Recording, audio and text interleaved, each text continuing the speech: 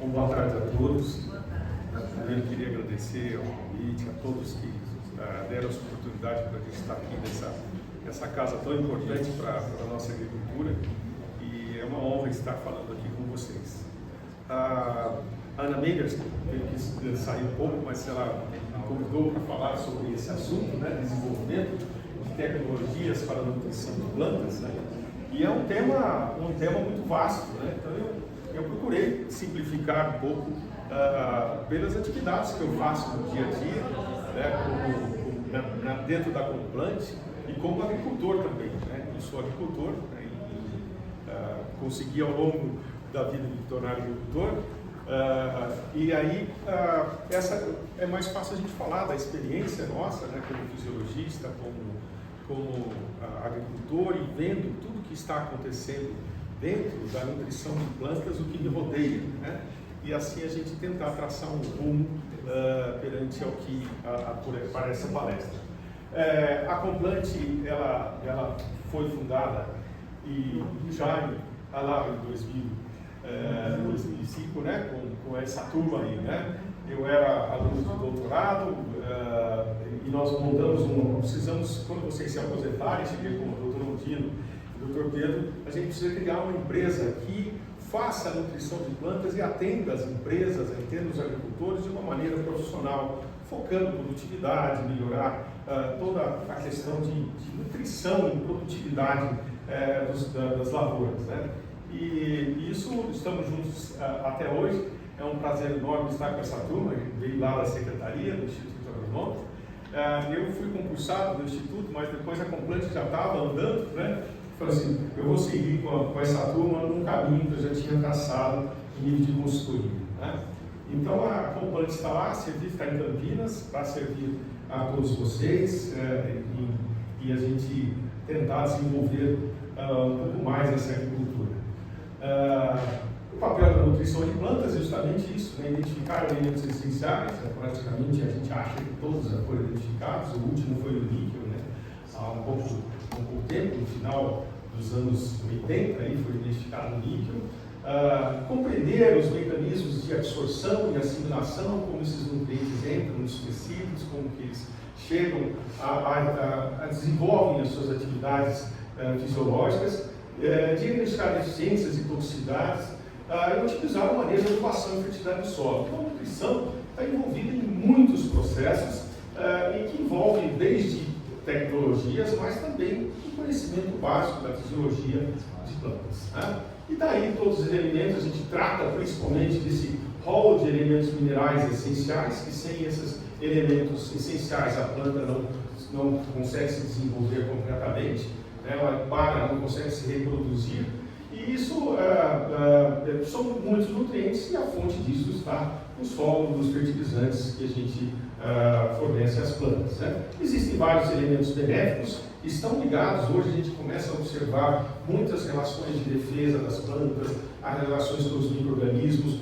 O mais clássico disso, nós temos aí o cobalto, por exemplo, ligado todo o processo de assimilação do nitrogênio atmosférico pelas bactérias de solos, bacterisóbio e tudo. E no final, tudo isso vira uma nutrição de plantas, né? Então, com um elemento fundamental para a nossa sustentabilidade, reduzindo a utilização de nitrogênio, né? Eles são os nutrientes e os fertilizantes, então, são fundamentais para fornecer esses nutrientes essenciais às plantas e para impulsionar a produção agrícola e alcançar a segurança alimentar. Realmente é através dessa nutrição que nós vamos conseguir atender a demanda que está crescente. E em termos de ordem de importância, a gente podia falar muito, né? A Complant se dedica muito tempo à fertilização, ao cultivo protegido, mas vamos dar ordem às coisas, né? E observar que os solos contribuem com 95% da produção agrícola mundial, né? Então, cuidar bem desse solo, e é o que realmente vai garantir ao longo do tempo. E terras, nem são todos os lugares que tem terras, e para se cultivar novas terras. Então, nós temos que cuidar muito bem dessas e pensar também que existe uma série de requisitos ambientais que façam que a gente preserve o máximo possível da nossa natureza. Então, o solo realmente é algo que nós temos uma preocupação muito grande nessa apresentação. E aqui, lembrando o nosso professor Witt, né, uma coisa muito simples, né, que a gente fala em adubação, né, o que não tem no solo, né, o que consegue fornecer para as plantas, né, nós temos que fornecer via a adubação. Né? Então, a adubação é o que a planta precisa, menos o que a solo fornece naturalmente. Né? Tem solos ricos, solos pobres, né? Existem diferentes tipos de solos. E esses solos, antes, quando a gente estudava um pouco mais essa questão de solos, a gente imaginava nem tanto a responsabilidade da adubação em corrigir. A gente classificava os solos via aptidões, e hoje a gente tem transformado os solos mais pobres em solos mais ricos, né? Porque realmente são raros os solos, vamos dizer assim, férteis, disponíveis para o desenvolvimento da agricultura ao longo do tempo. E é muito comum a ocorrência de cerrados. Veja, isso daqui é uma fotografia de uma savana natural, em Roraima, sem interferência do homem, qualquer interferência. São solos antiquíssimos, muito intemperizados, mais arenosos, né? Que vocês observem até as falhas, né? Os buracos que existem em termos de falta de crescimento de plantas, mas não é que aconteceu de uma forma artificial, é simplesmente a ação do fogo que ocorre por milhares de anos nesses solos e acaba toda a chuva, o intemperismo que leva à deficiência de nutrientes que faz com que nada se prospere. Existem muitas savanas ao redor do mundo, né? Existem lugares, o Sahel, essa savana invade, por exemplo, a Venezuela, Roraima, uma boa parte do Roraima. Nós temos o Cerrado também, brasileiro, aqui do centro-oeste, que se encontram muitos solos pobres e que necessitam de correções. Né? Então, os fertilizantes, né, não só os fertilizantes, mas também os corretivos, são fundamentais para que se possa ter, garantir à população a produção de alimentos. E vejam que se reduzir ou se não tiver a produção, o fornecimento de nutrientes, de fertilizantes, nós teríamos uma perda de 50% da população, né? Então, e dessa produção. Haverá aumento da demanda de fertilizantes, porque a população mundial deve chegar ao redor de 10 milhões de habitantes ao redor de 2050, e essa demanda de alimentos será por volta de 40% a 50%, não se sabe exatamente ao certo, esses estudos não são atualizados com frequência, né? Mas é um aumento muito grande perante a poucas terras disponíveis que nós temos disponíveis no planeta. E o Brasil, em termos de fertilizantes, é um grande importador de fertilizantes, praticamente 87% se consome. Então é fundamental que se desenvolva uma política adequada de fertilizantes, tá? E nós importamos praticamente 75% dos adubos fosfatados, 85% dos nitrogenados e 95% do potássio. Isso realmente torna a gente, é um assunto muito preocupante, porque as variações de preços muitas vezes dependem de situações de outros países, como por exemplo guerras, como está acontecendo recentemente com a Ucrânia, dificultando a aquisição de adubos, enfim. E além desses processos todos, a fabricação de fertilizantes também pode gerar danos ambientais, né? E isso torna a sociedade, começa a exigir um pouco mais e leva a certas restrições que podem levar ao aumento de custos dos fertilizantes ao longo do tempo. Esse aqui é um gráfico feito por um artigo polonês, em que ele que é um grande produtor e também de fertilizantes, mas também um grande importador e também de produtor de alimentos. Ele mostra justamente que em 2022, por exemplo, a partir de 2005, né, você observa que o preço, a demanda começa a subir a demanda de alimentos e começa a subir também a demanda, o preço, inclusive, de fertilizantes começa a disparar. Depois nós temos épocas de preços um pouco mais baixos, mas depois da pandemia, houve um descolamento muito evidente e nós tivemos um aumento expressivo do preço dos fertilizantes. Isso deve-se também à questão de carência de gás. Muitos países precisam do gás natural, por exemplo, para produzir fertilizantes nitrogenados, né? Mas um dos pontos que mais chama atenção nesse trabalho é que começa a haver exigências ambientais e custos e restrições nas produções de fertilizantes em que levam ao encarecimento dos produtos. E isso nós temos que nos preocupar com a eficiência dos processos, né? E essas eficiências dos processos, práticas de manejo adequado de fertilizantes, né, contribuem para a mitigação dos impactos ambientais e ajudam os agricultores a economizarem, pois plantas nutricionalmente equilibradas são mais resilientes aos eventos climáticos atípicos.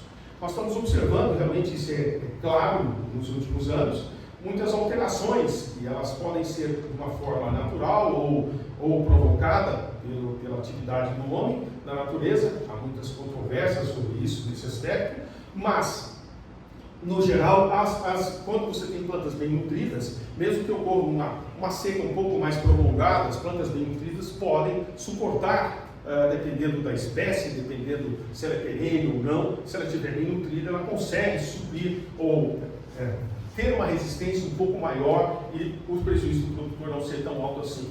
Então, boas práticas também de uso de fertilizantes, nós vamos chamar algumas atenções de várias delas aqui, né? E nós temos então muitos desafios, né? A produção e a aplicação de fertilizantes minerais podem promover impacto ao meio ambiente. Isso é preocupante a nível mundial, né? Isso se refletiu, entre outras coisas, na estratégia, por exemplo, na Europa, Farm to Fork, desenvolvida dentro do Pacto Verde Europeu, onde foi estabelecida uma meta de reduzir o uso de fertilizantes em 20% até 2030. Isso para nós é um pouco estranho, né? Pensar em redução quando se há um aumento de demanda de alimentos. Como é que você pensa em reduzir o uso de fertilizantes, né? Então é crucial construir sistemas agrícolas que proporcionem segurança alimentar e nutricional de forma sustentável. E o manejo adequado da fertilização é essencial nesse processo. E aqui eu fiz um resumo de tudo que pode existir nesse aspecto, né? Existem, que eu acho que é uma pauta para todo agricultor, né? Se nós temos que ter solos equilibrados, a questão de matéria orgânica está muito envolvida na questão de reter, por exemplo, o nutriente no solo para evitar que ele seja facilmente lixiviado. Existe a questão de todo equilíbrio biológico, melhorando a absorção de nutrientes minerais, micorrizas melhorando a absorção de fósforos. Existem várias coisas. A adubação verde, por exemplo, você não tem tanto nitrogênio disponível, vai ter que reduzir ao longo do tempo o uso de nitrogênio, seja por poluição do lençol freático em alguns países, ou algumas regiões de solos mais rasos, de lençóis freáticos mais altos. Você tem a opção de adubação verde, né, que é o uso de várias plantas que podem fazer isso, de micro-organismos que possam fixar melhor, né, ou seja, a interação até com gramíneas, né? A gente vê toda a questão de você ter um pouco mais de aproveitamento do nitrogênio da atmosfera, que está cheio no ar, né? O nitrogênio é um dos principais elementos minerais e fundamentais para as plantas, e existe na natureza em abundância, só que as plantas não têm como acessá-los, a não ser que seja por micro-organismos ou por adubação verde. Compostagens, né? Aproveitamento de resíduos. Aí nós falamos do biochar, né? que talvez sejam interessantes pensando em termos de alternativas que melhoram as plantas por vários motivos. A eficiência de absorção de nutrientes. Fertilizantes de degradação lenta, que é altamente tecnológico. Existem produtos maravilhosos, eu tenho tido contato com vários deles, sejam aqueles que coating, que evitam que, por exemplo, você joga um nitrogênio no solo e ele é protegido de uma certa forma contra a lixiviação e ele se libera desse coat, dessa cobertura lentamente ao solo. Existem aqueles fertilizantes que são associados a bactérias, e essas bactérias associadas a moléculas orgânicas, como por exemplo formaldeído, formando ureia, formaldeído, e essa ureia forma uma cadeia junto com o formaldeído grande, que libera lentamente para as plantas à medida que os micro-organismos atuam sobre essa cadeia de carboidratos, liberando os nutrientes, né? Fertirrigação, nada melhor do que colocar o nutriente junto com a água, porque a gente sabe que a planta bebe os nutrientes, né? entre aspas, não come. Então, se você, à medida que ela está irrigada e se você tem um nutriente parcelado gradativamente, evitando lixiviação, junto com a irrigação bem feita, controlada, você pode melhorar. Né? Aí nós entramos um rol de produtos, de bioestimulantes, de bioreguladores, que são substâncias, por exemplo, úmicas, quelatos, quelatos diversos, que vão muitas vezes proteger, melhorar a assimilação dos nutrientes, bioestimulantes que vão atuar sobre a planta, estimulando que ela enraize um pouco mais. Por exemplo, é muito comum você ter uma planta, quando dispara os seus mecanismos de defesa, aumentar o enraizamento. Então são plantas que muitas vezes a gente estimula, até com fosfitos ou com substâncias orgânicas, com derivados de leveduras, com paredes de leveduras. A gente estimula essas plantas a enraizarem mais e no final das contas elas absorvem mais nutrientes, sendo mais eficazes. Substâncias úmicas que estimulam as enzimas a atuarem nas células e bombearem mais nutrientes. Então existe um universo ainda pouco conhecido, porque nós não temos uma especialidade assim muito grande, mas a indústria cresce muito. A especialidade que eu digo assim, da nossa classe, ou de estudar a fundo esses processos, mas a indústria de fertilizantes foliares, ou a indústria da nutrição mineral de plantas evolui gradativamente, trazendo cada vez mais novidades que nós devemos ficar atentos. Produtos que não mancham as folhas, que não mancham os frutos, que deixam a qualidade mais aparência e a vida pós-colheita, enfim, todos os processos que estão envolvidos nessas substâncias. Não é? E aí você tem o resultado dessa mesma área em Roraima, né, aqui que eu conheço bem essa fazenda como consultor há muitos anos, e essa fazenda desses solos você pode fazer através da nutrição de plantas até laranja, né, que é extremamente exigente em fertilizantes, e fornecer laranjas, citros de uma região que é carente de citros, batata doce, né? Você observa limão Tahiti, soja com alta produtividade, segundo ano de soja, com mais de 70 sacos por hectare nesses solos que eram isso. Então eu vejo a agronomia, tá? Eu vejo a agronomia como, não falo nem em termos de, eu estava tentando raciocinar sobre isso. Nós falamos muito em agricultura regenerativa, que é fundamental para regenerar os nossos solos. Mas a agronomia também é importante para a construção da fertilidade, construção da vida. A proliferação de vida nessa fazenda é infinitamente maior do que a proliferação de vida desses outros, do lavrado, que praticamente você não consegue observar a presença de animais raramente. E a fazenda, como tem irrigação, tem todo utilizando os recursos, traz vida, traz produção e traz prosperidade ao planeta. Né? E aí os fertilizantes especiais, né? Fazendo um pouco de merchandising, né? O que a Complant desenvolve, micronutrientes. Nós estamos sabendo que esses solos são pobres. Você utiliza muitas vezes herbicidas que seguram nutrientes, é necessário colocar micronutrientes quelatizados. Fixadores de frutas, por exemplo, na fase, é muito calor ou chuva, você pode usar um fixador de vagem. Aqui você tem doenças ou plantas que vão perder os nutrientes. Para encher as últimas vagens, você precisa de mais nutrição e muitas vezes preservar as folhas com promotores, por exemplo, de citocininas que fazem as clorofilas se preservarem mais tempo, diminuir a ação do etileno ao longo do tempo e preservar a folhagem por mais tempo na lavoura.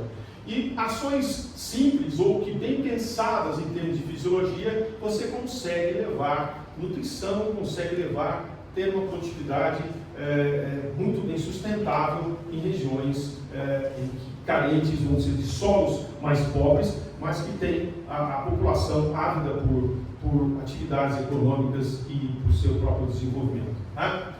Matéria orgânica do solo, muitas vezes esquecida, né? Por muito tempo a gente só trabalhou com arado e grade, tirando a estrutura do solo, e nós sabemos que os solos tropicais são fundamentais, a boa parte da fertilidade de todos esses solos, seja de cerrado, tudo, vamos dizer assim que 80%, 90% vem da matéria orgânica, da capacidade de troca de cátions, né? Da retenção de nutrientes se faz através das substâncias úmicas desses solos. Né? Então, a formação de substâncias úmicas, muitas vezes você pode agregar isso com compostagem, ou então, através da nutrição, com melhoria de fixação de nitrogênio ou aportes de fertilizantes, você consegue fazer com que as plantas cresçam, incorporem carbono e incorporem carbono na natureza. Tá? Existem várias formas de você melhorar esses solos. Né? A decomposição forma essas substâncias úmicas que fazem a relação com fixação dos nutrientes. Né? A questão de mantendo solúveis para a absorção das plantas, porque essa relação das substâncias úmicas evita que, por exemplo, ocorra uma reação com óxido de ferro, com óxido de alumínio, por exemplo, imobilizando um fósforo, por exemplo, estímulo fisiológico, porque essas substâncias úmicas justamente estimulam enzimas para que se faça a absorção de elementos minerais, né? Ativando as etapases, por exemplo. Né? Crescimento de raiz aumenta porque substâncias úmicas têm uma série de processos que estimulam o enraizamento. O manejo da fertilidade, olha aí, vou ver aqui a questão de colocação de braquiária luziensis, hoje muito comentado. Isso tudo você pode associar com adubos verdes, aqui com Lab e braquiária luziensis, incorporando nutrientes do solo, nitrogênio, reciclando nutrientes de camadas mais profundas e trazendo para a camada superficial e beneficiando o desenvolvimento das plantas como um todo. Em termos de tecnologia, nós temos avanços muito grandes. Por exemplo, como que se distribui micronutriente? 1 kg de boro por hectare ou 10 kg de boro por hectare, de ácido bórico ou de lexita por hectare? Hoje, em pequenas regiões, você tem, isso é às vezes muito difícil. Então a tecnologia hoje, com os drones, por exemplo, adubações com batata doce, por exemplo, em áreas de 1, 2, 10, 20, 30 hectares, a gente faz com aplicações de sólidos por drones, porque eles têm uma eficiência de distribuição extremamente, muito mais eficaz que qualquer outro tipo de operação. Então nós temos que pensar em várias coisas, na nutrição das plantas, em termos da sustentabilidade da produção. Realmente isso tem que você reduzir custos de aplicação, melhorar a eficiência das aplicações, pensar na sustentabilidade não só da produção, mas também do mercadista. Nós temos que ter produtos de qualidade melhor, produtos que preservam mais tempo na prateleira, produtos que têm aparência melhor. Isso também é ideal para todo o setor.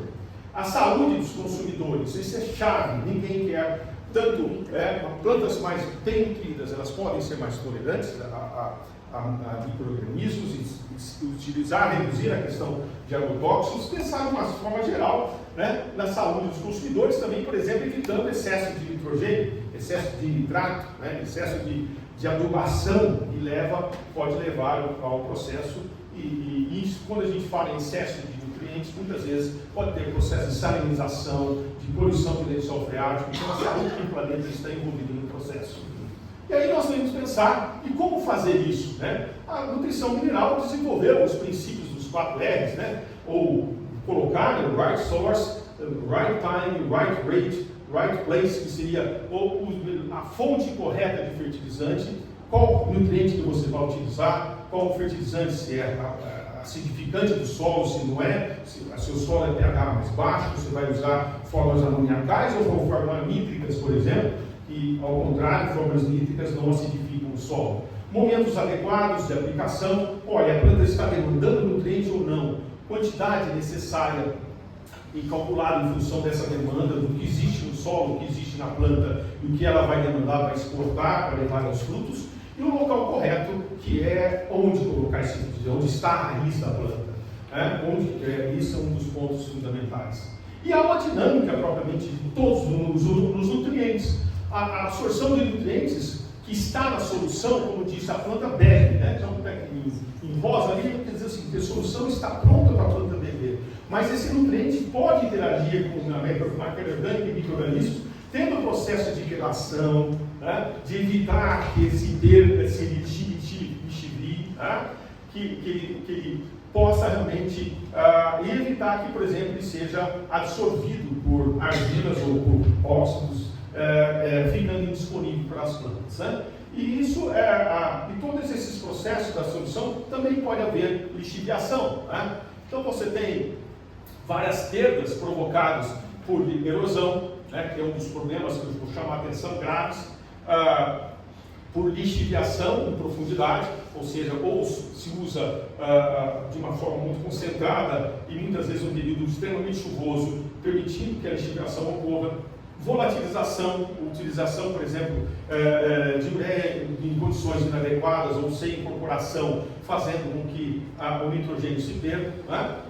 Então são várias interações da dinâmica do nutriente. E quando a gente fala em erosão, eu vou fazer vou falar para vocês, um desabafo. Ao longo de muito tempo eu faço campanhas para combate à erosão, propriamente dita. Porque eu vejo, por exemplo, muitos acharem que plantio reto rende mais que plantio em curva. E nós vimos que fazendas, por exemplo, que tem plantio em desnível, que plantio reto, gastam muito mais em combustível que fazendas que é plantado em nível, porque o trator não tem que subir e descer morro. A questão de operacionalidade também, muitas vezes buracos formados por erosão, nós temos muito mais problemas sérios. E a questão de erosão é gravíssima no nosso país, aumenta-se cada vez mais, pensa-se na máquina, no tratorista e se esquece do solo. Então eu tenho visto algo terrível nesse ponto. Né? E hoje nós temos muitas tecnologias. Basta um voo de drone, em 15 minutos você mapeia uma fazenda de 200 hectares com curvas de altamente precisão.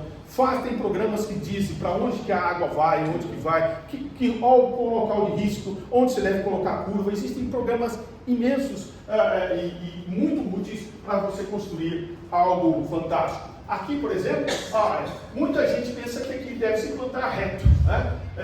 Porque é plano. Por que eu vou fazer curva num lugar desse? Né? Planta em desnível, mesmo que seja um solo arenoso e de alta drenagem, você planta e dá uma chuva de 100 milímetros após o seu plantio, que isso é muito comum na região amazônica. Você vai perder essa soja em 1 hora. Então, essas curvas, por exemplo, essa fazenda foi um trabalho feito com curvas de nível, com desnível. Tá? Ocorreu uma chuva logo depois do plantio, a soja tinha nascido, e depois ocorreu 100 milímetros, a soja estava desse tamanho, em poucas horas.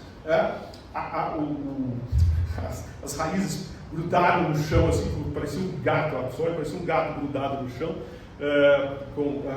evitou-se a erosão e não teve perdas de produtividade. Então a erosão ocorre em muitos solos tropicais devido à nossa intensidade de chuva ser completamente diferente. Então muito paulista que vai para a Amazônia ou que vai para essas regiões, muitas vezes tem perdas enormes por causa de erosão. Tá? Esse é o caminho. Tá? O tratorista que faz curva dorme menos, gente. Ele dorme menos, ele tem que fazer curva, e ele aproveita-se mais o terreno. Tem terreno que você plantar reto aqui, tem estudos que eu já fiz ao longo do tempo, que caberia, por exemplo, 100 mil pés num lugar, não coube 110 mil plantas. Por quê? Seguiu-se as normas do terreno. Então se aproveitou melhor o terreno, se aproveita a água. A água o Afonso Teste da Agronomia, ele fala assim, nós estamos colhendo a chuva. Nós estamos fazendo uma distribuição. Como é que você distribui a chuva no teu terreno? Se você distribuir regularmente, ela cai tudo embaixo e em cima vai voltar. Aí você sofre mais com a seca, que é cada vez mais frequente. E não temos água para tudo, né? Esse é um ponto. Aqui eu vou falar desse gráfico, que é um gráfico para mim chave na nutrição, que aqui nós vamos entrar em todo o processo de evolução, de análises, que é fantástico, mas sem essa base de correção de solo, de calagem, que a gente vem batendo há muitos anos, desde o agronômico, desde 1950, desde a Fundação Rockefeller, chegou aqui há muitos anos atrás, e deu os primeiros passos de aproveitamento do cerrado. Começa a se entender, né, a questão de como é que os solos funcionam.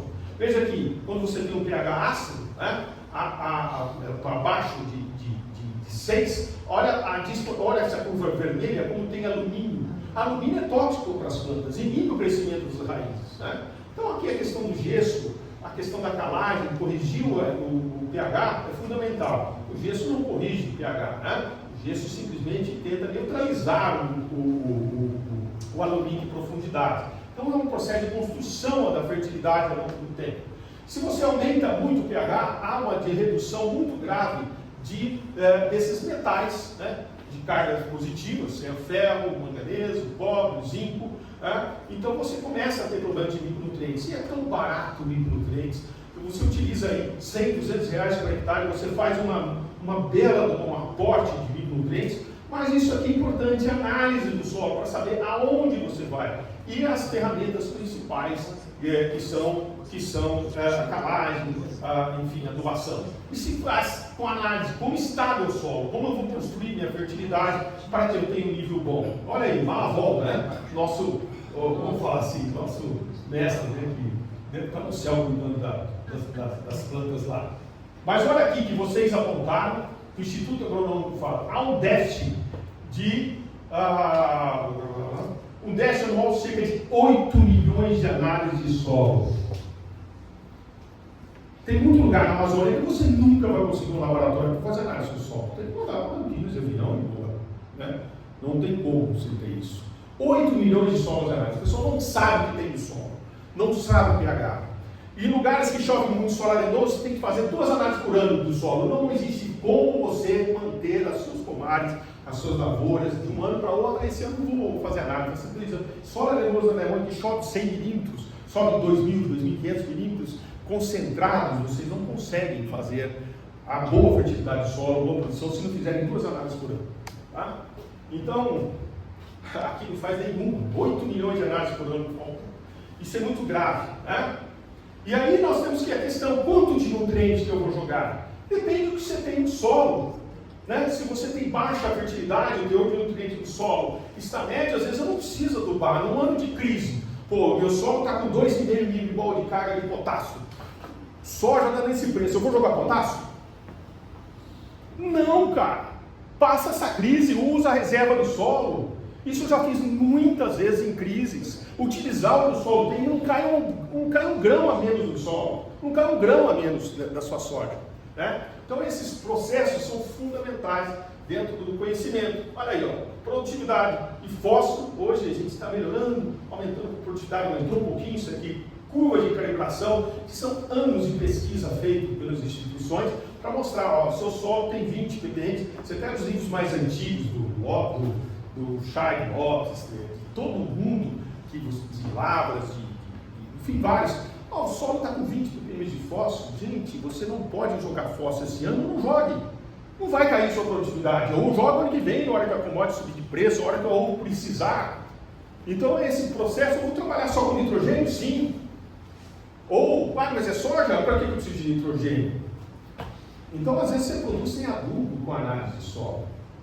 E não estou dizendo, isso pode ser ruim para a produtividade ao longo do tempo, mas se você fizer análise todo ano e corrigir quando você precisa, acabou. Então, eu falei isso para superar crises. Né? A gente fala tanto em crises, mas a gestão da crise, a gestão dos processos, isso é fundamental dentro da agronomia. Análise de planta, análise foliar, então essa aqui poucas pessoas fazem, né, para saber, porque há interações.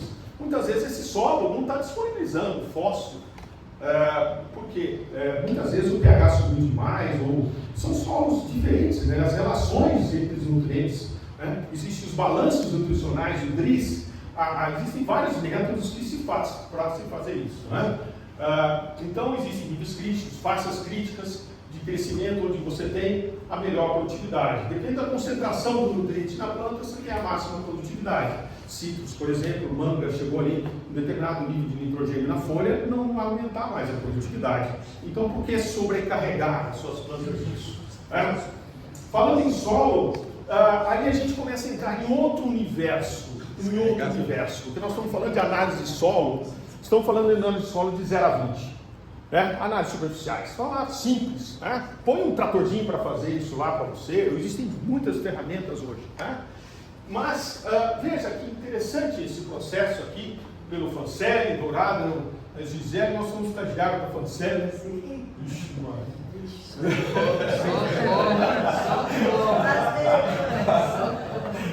Então, aqui, olha só, o sol do normal. Olha o crescimento da raiz. Não te entreguei agora aí, Luciano. Desculpa. Esse solo aí. Tá certo? Olha aí. Solos com problemas, solos normais, a profundidade do sistema radicular, né? Solos com compactação, isso é grave, gente. A gente esquece de estruturação. Depois que você destruiu o solo, depois que você quebrou uma partícula do solo, depois que você cisalhou o solo, nunca mais ele volta a ser o original. Então você precisa reconstruir, você pode reconstruir a porosidade, a infiltração de água, colocando matéria orgânica, mas vai ser um outro solo do que aquele da sua origem, né? Então isso é muito comum nesses solos hoje que a gente está usando cada vez mais intensivamente. Toxidez de alumínio, a gente já falou, deficiência de cálcio, crescimento, aprofundamento. Aqui, é o primeiro veranico que der aqui nessas compactação, toxidez, tudo, tchau, produção, tchau. Enquanto que você tem aqui, cada centímetro de solo que você aprofunda, isso significa, eu tenho essa conta, depois eu recordo para vocês, se alguém quiser, quantos centímetros, quantos litros de água significa cada centímetro de solo, tá?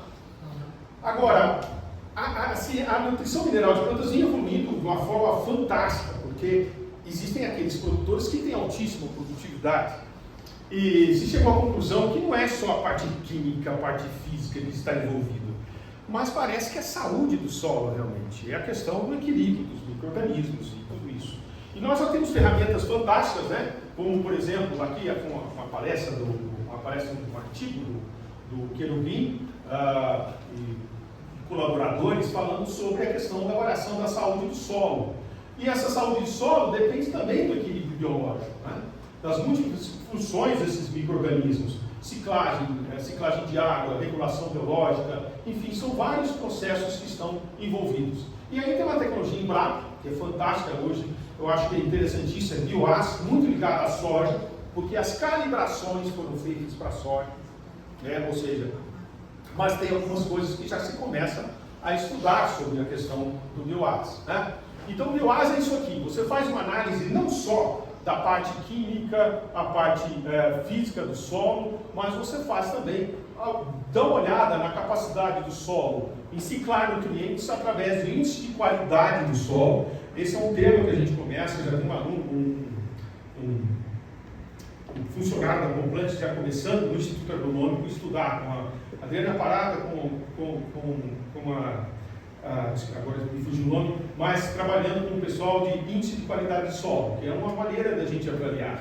Existe o índice de qualidade de solo desse ponto de vista biológico, existem várias enzimas que atuam nessa questão da ciclagem dos nutrientes, na questão do teor de matéria orgânica que está envolvido com a capacidade de troca de cátions, com o teor de matéria orgânica, os humus que a gente já comentou, né? E também a questão de suprir nutrientes, toda a questão química de solo construída até hoje, né? E aí eles conseguiram trazer isso, principalmente com uma correlação muito grande positiva para a soja, principalmente as sojas que passam de 100 sacos por hectare, começam a ter um índice alto ou muito alto desses teores. Então eles fizeram uma classificação, existem, parece que, não sei quantos laboratórios que já fazem bioácido. Inicialmente foram 8 laboratórios. Então... Sim, tem Embrapa. Eu acho que eram 8 laboratórios de São Paulo, da região, que estavam fazendo os estudos da ilfosfatase, dessa beta-glicosidase, que são enzimas importantes que mostram que os solos estão muito bem. Mas, e aí, olha, gente, recentemente um cliente recebeu esse resultado de um cliente, eu achei fantástico, não conheço a empresa, não sei quem são, é uma empresa chamada Airtox, que está trabalhando junto com a Lavoura, eu não sei. Mas eles fizeram um DNA do solo. Essa empresa americana, ela trabalhava com identificação do DNA do vírus da Covid, sobrou aquele monte de equipamentos, entraram em vários segmentos. Pegam o solo, fazem um extrato do solo e avaliam os micro-organismos que tem ali. E começou a dar um diagnóstico de várias coisas, para risóbio. Você vê que eles estão muito ligados à soja, né?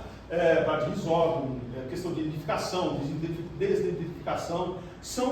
Eles dão esses parâmetros ligando em termos estatísticos, né? Em probabilidade, estudos de probabilísticos, com bancos de dados, tudo isso levantando, dizendo se seu solo está bem ou não, se ele está desidentificando ou não. É um passo que talvez, eles chamam que é um passo além do bioácido, mas eu acho que a gente falta ainda muita calibração no processo. Mas eu vi como, por exemplo, um desses solos mostrava que tinha uma alta atividade anaerobiose. E eu conheci o solo, já tinha feito uma trincheira no solo.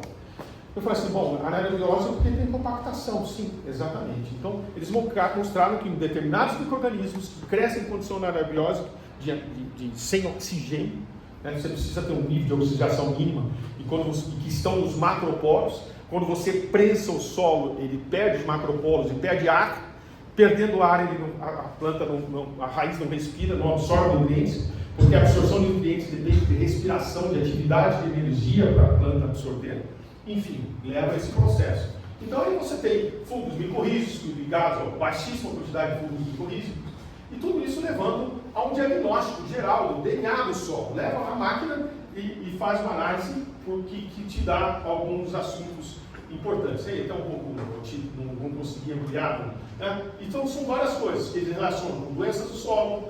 Então, por exemplo, aqui não tem micro-organismos, mas eles tinham lá nematóides, eles tinham fungos, por exemplo, porque Phytophthora, por exemplo, Phytophthora é um fungo de solo em que vai pelo vento. Então, ao longo do tempo, é muito comum cair uma Phytophthora em um determinado solo. A distância, mesmo que você nunca tenha levado Phytophthora para lá, você vai fazer análise do DNA, tem Phytophthora. Mas ela pode estar inibida por outros micro-organismos. Então ela entra numa determinada proporção, dependendo do equilíbrio do solo. E eles traduzem isso sobre vários micro-organismos. Então eles fazem doenças do solo, fertilidade, saúde, nutrientes, enfim. Tá? Agora, também ainda é um pouco superficial no processo. Vocês conseguem avançar muito, que eu acho que é um caminho fantástico disso. Né? Mas muitas vezes a gente tem que olhar não só para a citricultura, que é uma planta volumosa, né, tridimensional por natureza, né, não é plana como uma soja, mas aqui você tem o que acontece nos solos nessa camada profunda. Né? Então, aí, vamos lá, no começo aí da Complante, abrindo a caixa preta, né? Vendo por que essas laranjeiras não se desenvolvem bem, produtividade baixa, e vendo quais os processos, né? Então, os problemas nutricionais podem estar relacionados justamente em profundidade do solo. O que acontece? Por que essas raízes não crescem? Né? E aí está aí nosso querido doutor Ondino, né? Graças a Deus, muito bem de saúde, está com agora 82 anos, né? Aqui ele estava com 60 e poucos. E aí você vendo, ó, problemas de compactações naturais, problemas de impedimentos físicos aqui, problemas de compactação do solo. Agora que a gente está combatendo o crime uma vez por semana, entrando com pulverização nos pomares, nós estamos tendo no rodado do trator, nós estamos tendo problemas de compactação. Precisa mudar isso, tá? Precisa mudar até o pulverizador, para que ele não fique rodando sempre no mesmo lugar, né? Para que você evite compactação, onde que as raízes não crescem de forma alguma. Tá? Problemas aqui, esse solo, eu estava bem novinho, isso aqui era 2000 e alguma coisinha. E aí é o seguinte, esse solo tinha tudo corrigido, só não tinha boro em profundidade, e as raízes dos sítios não cresciam. Tá? Então, o impedimento químico é muito fácil de ver aqui na camada de 50 a 100 centímetros, os níveis praticamente sem nada de boro. E aqui só jogava boro com herbicida. Como o boro, o fundamental para que a raiz encontre boro para crescer, no caso dos citros, as raízes, se não encontrar boro, não cresce a raiz. Consequentemente, as raízes eram muito superficiais e o pomar completamente baleado, sem desenvolvimento, que a planta não absorvia nutrientes. E isso você pode modificar. Você pode fazer um gesso, uma calagem. Em 2 anos, as raízes dos citros, por exemplo, de várias plantas, estão sempre em renovação. Raiz é um negócio dinâmico, extremamente dinâmico. Por que é dinâmico? Porque a raiz não pode ficar velha e engrossar. Ela tem que ser sempre fininha, porque é o contato íntimo da raiz com os fertilizantes. Tem contato bem próximo. Nesse ponto, as raízes estão sempre se renovando. Né? As raízes de citros, por exemplo, se renovam a cada 9 meses. Você pega a raiz de qualquer planta, ela está sempre mentindo. Um pelo radicular do milho dura 24 horas. Tá? Então, à medida, se essa raiz ela está explorando o solo e ela não encontra nutriente, agora você colocou o nutriente, no dia seguinte ela vai crescer. Então, é muito dinâmico o processo de renovação, de melhoria da fertilidade do solo. E você consegue fazer esses solos se recuperarem em pouquíssimo tempo. Aqui em 2005, 2007, a mesma trincheira, o mesmo local. Olha a distribuição do sistema radicular em 2007. Né? E agora, pensando no geral, a gente está falando do solo, raiz, adubação, mas temos que pensar na planta como um todo, né? E se vocês observarem aqui que carbono, oxigênio, hidrogênio compõem 90% da massa dessas plantas, né? Aqui, a planta da esquerda, verdinha, bonitinha, recebeu uma solução nutritiva, tá? Com plantas como florisol. O escondidão estava contente lá. E os minerais, 5%. Né? Sem solução, e seja com pouco, uma solução nutritiva leve, fertilização, em vasos, você consegue ter isso. Mas observe, a planta, carbono, oxigênio e hidrogênio, está tendo o CO2, né? As pegadas de carbono, né? Então esse CO2 que vai virar açúcar, ele que vai fazer a planta crescer, é a massa. Então a necessidade é o seguinte, que a massa que faz essa sacarose, que vai fazer, dar energia para a raiz crescer, dar estrutura para a raiz, é carbono a raiz. A raiz não é nutriente, é carbono, hidrogênio, oxigênio, 95% da composição dela. Então, da onde vem? Vem da copa. Então se a gente não pensar na copa, num sistema de adubação, complicado. Se a nossa copa sofreu um ataque de praga, perdeu as folhas, eu vou adubar da mesma forma como se ela tivesse passado um ano de muita chuva? Muito bem, eu vou adubar da mesma forma? Não. Eu tenho que adubar diferente, tenho que recuperar essa planta de alguma forma. Muitas vezes eu tenho que estabelecer adubações foliares que ela não conseguiu produzir raízes. Né? Aí, ó. E quando a gente fala em nutrição, a gente fala em fotossíntese. Por quê? Olha o nitrogênio aqui, só por exemplo, clorofila. Clorofila todo mundo sabe que é verde. Ela que é responsável para captar a luz solar, pegar a energia do sol, né, e essa energia do sol transformar em energia química, né, em ATP. E esse ATP vai ser usado para a fabricação de açúcar. Isso, né, como disse o colega outro dia, né, a gente aprendeu isso no primário. Mas a clorofila, para ser sintetizada, o que ela precisa? Você joga o adubo nitrogenado, ela fica verde. Mas ela precisa de enxofre, ferro, nitrogênio, né? E precisa de magnésio. Né? Ou seja, a síntese da clorofila depende de uma série de nutrientes. E assim a planta. Aqueles 5% de nutrientes que estão lá, que vai para a exportação, vai para o grão e tal, está tudo envolvido. Né? Mas ela está ali fundamental para construir a planta para captar a energia do sol. Então a frase clássica que a gente não deve esquecer: a agricultura é a arte de colher o sol. E você pega aqui, ó, do livro do Larcher de Ecofisiologia, a nutrição, todos os nutrientes estão envolvidos em processos fotossintéticos, todos. Então quando a gente entra numa lavoura, a gente não vê folha, não é só o solo, muitas vezes, às vezes ela secou, perdeu as folhas. É necessário reconstruir, tem problema de fertilidade, tem uma série de coisas. Há necessidade de você olhar como um todo a sua lavoura. Por exemplo, uma vez aconteceu, isso é caso próprio. Cheguei numa lavoura de soja, fizemos um plantio, a inoculação não foi boa. Uma semana e meia depois eu olhei a lavoura assim, soja pequenininha. Você, meu amigo, você joga ureia foliar.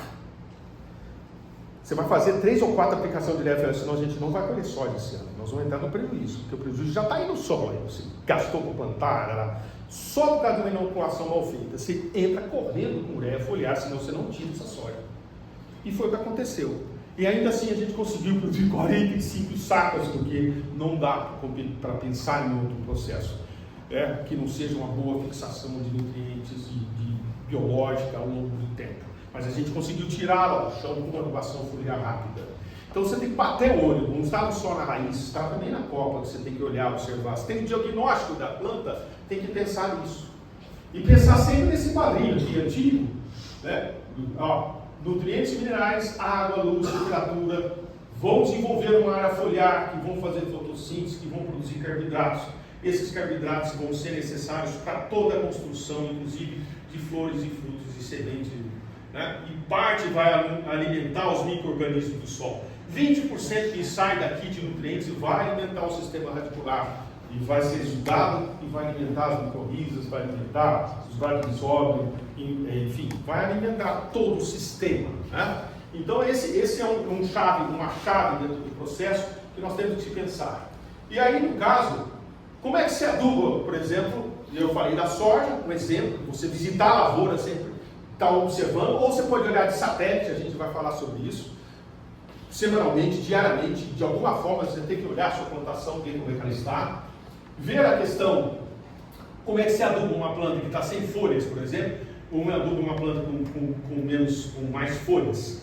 Aqui você tem uma série de reservas de nutrientes, por exemplo, o folhamento 3. Isso aqui está publicado na revista Citricultura Atual, todo o método, tá? Já está publicado, que seria você considerar a copa, ou só o volume da copa, o tamanho dela, mas também o enfolhamento, para você saber, olha, minha planta está muito enfolhada, está sobrando energia. Eu vou botar o quê? Vou botar um pouco menos de nitrogênio. Então eu calibro, 20% a mais, 20% a menos. Meu pomar está fraco, eu vou adubar mais. A seca foi muito prolongada, eu mudo o meu sistema de acordo com o meu diagnóstico. Então o diagnóstico, a evolução da nutrição é isso. E existe uma série de processos que a gente chama esse sistema, que integra solo, análise, tudo de sistema integrado de manejo e monitoramento da fertilidade, que seria todo esse processo chamado SIM, que a gente adota, foi desenvolvido pela Complante em 2004, publicado já em várias revistas, como a Citricultura Atual, né? Sistema de integrado de monitoramento e manejo, né? Que você vai gerar as recomendações do sistema baseado no conhecimento que a copa também faz parte do sistema. É uma visão que a gente chama de tridimensional, não é uma visão. E a análise do solo em profundidade, desculpe o tempo, a minha análise do solo em profundidade, eu não vou ver essa análise de solo durante muito tempo, eu vou ver, faço o diagnóstico, depois de 4 anos eu vou ver como é que está essas análises de profundidade, é o meu retrato, ele não vai mudar sempre, mas então fica mais fácil de fazer isso. Né? Resultados espetaculares, né, de produtividade, sustentabilidade, enraizamentos, produtividade alta. E veja que isso a gente pode evoluir para máquinas e agricultura de precisão. Normalmente a agricultura de precisão tem um mapa de fertilidade, faz os pontos, né, determina o mapa do fósforo, ali vou jogar em taxa variável, mais fósforo, menos fósforo, por exemplo. Mas eu posso ver também associar isso a uma análise de nutrientes na folha, e ver se tem muito nitrogênio na folha, naquele talhão, naquela região. Muitas vezes é disponibilidade maior de matéria orgânica no solo, se aumenta a quantidade de nitrogênio. Eu posso diminuir a dose de nitrogênio acima de 30% ou 3% para determinadas plantas que não respondem. Né? Agora, eu começo a introduzir, isso é um ensaio, né? Eu vou falar que eu acho que é o futuro. Aqui eu faço um mapa do enfolhamento. Por enquanto eu fiz visualmente, experimentalmente. Né? Funcionou muito bem, classifiquei vários talhões, um mapa de enfolhamento. Nota 1, 2, 3, 1,5, 1,7 e tudo, e fiz um mapa de enfolhamento. Quanto mais folhas, eu posso dar a adubação um pouco mais leve ou não, dependendo da evolução, que é dinâmico. Você olha o retrato da sua lavoura ao longo do tempo. Né? O volume das copas, planta pequena, eu vou adubar com menos, porque é uma planta maior. A capacidade produtiva é proporcional ao tamanho da copa, então as doses. Então eu consigo calibrar nitrogênio, fazer as adubações, integrando todas essas informações. E isso o computador está aí, a inteligência artificial está aí.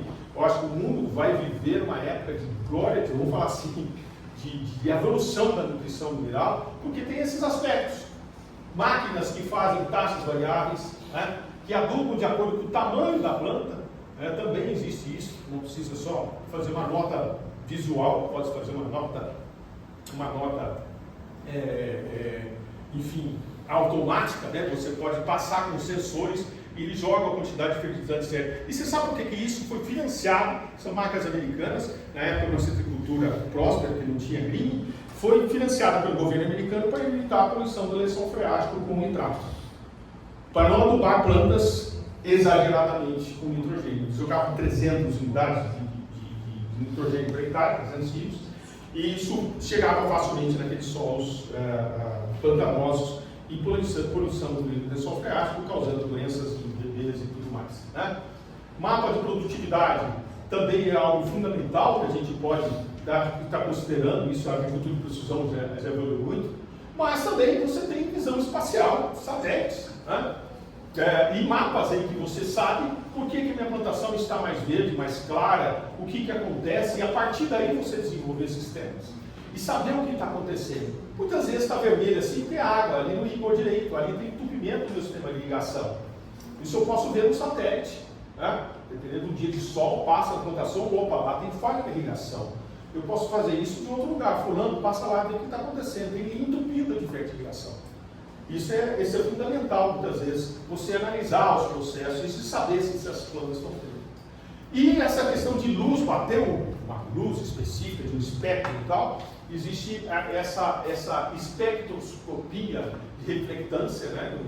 Não vou entrar nesse assunto, mas a nutrição mineral passa a olhar com tecnologia para ver se essa planta está deficiente ou não, dependendo da luz que ela emite. Algo que tem que ser regulado, pensado, mas é uma tarefa que talvez vai chegar para os próximos 50 anos aí com tecnologias assim. Mas a outra tecnologia que é fundamental para a gente levar a produção para lugares inóspitos, difíceis, que tem excesso de luz, de radiação e que tem falta de alimento, que muitas vezes é pensar na planta como um todo, na arte de colher o sol. A arte de colher o sol nós temos aqui plantas queimando, castangerinas queimando, se plantando em regiões quentes, Mato Grosso, Goiás. E aí você começa a ter problemas de escaldaduras, perda de produtividade por queimas, por veranicos, por processos e tal. Né? Então você estudando todo o processo fotossintético, você pode levar ao seguinte, olha, a quantidade máxima de luz do sol, né, hoje, a meio-dia, por exemplo, é 2.000 micromols. Aqui você vê que os citros, ou em muitas plantas perenes, o café, por exemplo, o eucalipto, saturam, várias plantas saturam apenas com 1/3, 1/4 dessa necessidade de luz que existe disponível. E isso prejudica a planta quando ela começa a ter excesso de luz. Então você pode manejar a luz. E aí, olha, trabalho publicado no ano passado, com esse manejo, foi apresentado no Congresso Internacional de Jeju, mas isso aqui na prática feito para essa fazenda ganhar dinheiro. Uma fazenda que tinha uma série de problemas de escaldaduras e tudo, e ela faz de tudo. E ela coloca aqui, por exemplo, aqui chove numa época muito forte, ela tem que plantar em leira, porque senão encharca o solo. Tem fertilização, vocês estão vendo a linha de fertilização. Usa herbicida, usa plantas selecionadas, faça os controles gerais de pragas e doenças, mas você tem árvores que protegem. E essas árvores são selecionadas de acordo com que ela reduz a fotossíntese, não a fotossíntese, aumenta a fotossíntese, reduz a quantidade de excesso de radiação, não é uma árvore qualquer. Então esses sistemas são chamados de fractais, porque eles repetem modelos de luz. Repetem modelos de luz. E isso eu fiz para ganhar dinheiro, porque só assim eu consegui produção ao terceiro ano de idade, que não tinha. Eu consegui melhorar, diminuir barbaridade a incidência de pragas e doenças. Por quê? Porque a planta não sofre tanto estresse, não queima, não entra outro micro-organismo, porque a planta está com saúde para se defender. Melhorou a diversidade e agora estamos desenvolvendo madeira móvel, vários sistemas chamados de fractais. Então esses fractais é um futuro que pode se pensar em termos de agricultura para regiões inóspitas, complicadas de produzir.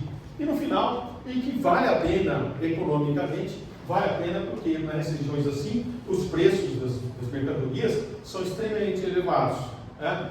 Uma laranja aqui, por exemplo, em Boa Vista, custa no mínimo, um valor mínimo de R$2 o quilo. Hoje está valendo em São Paulo 50 centavos o quilo, e olha lá se vai chegar mais. Então aqui você tem essas características todas de produtividade, de qualidade, né, de produção, em função do quê? De entender que a agricultura é a arte de colher o sol, que está integrado, que nós temos que pensar de uma forma integrada e todos os processos, olhar de uma forma tridimensional o sistema, integrar fisiologia, aliás, a nutrição está dentro da fisiologia. Né? Então eu agradeço a atenção de vocês e desculpe o tempo que passou. Obrigado.